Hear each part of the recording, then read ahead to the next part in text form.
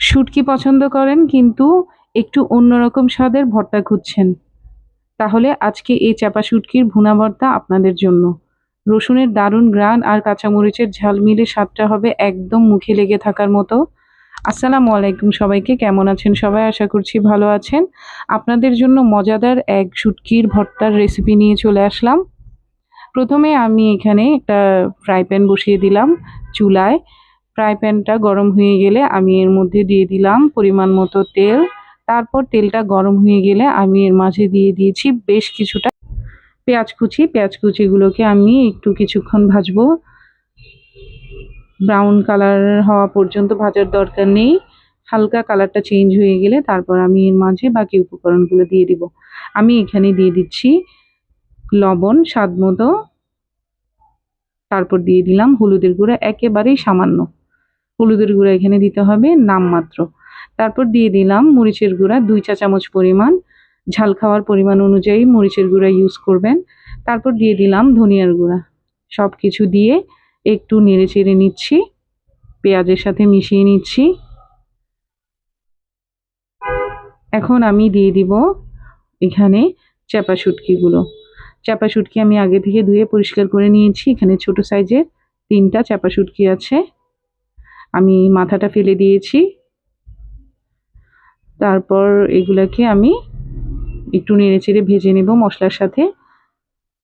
চেপে চেপে আমি শুটকিগুলোকে ভেঙে দিয়েছি, দেখুন।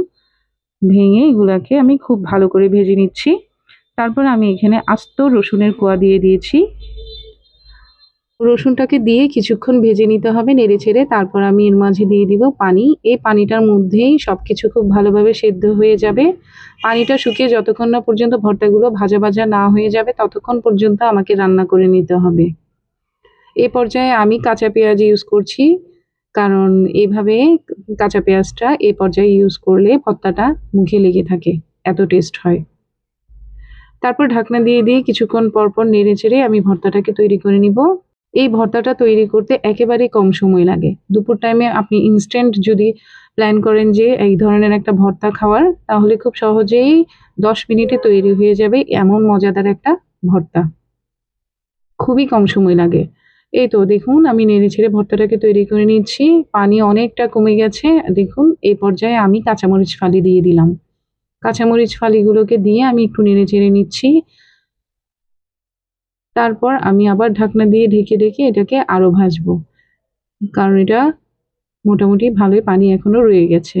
দেখুন আমি এভাবে ঢাকনা দিয়ে ঢেকে ঢেকে ঢাকনা উল্টে উল্টে কিছুক্ষণ পর পর নেড়ে চেড়ে এই ভর্তাটাকে রান্না করে নিচ্ছি।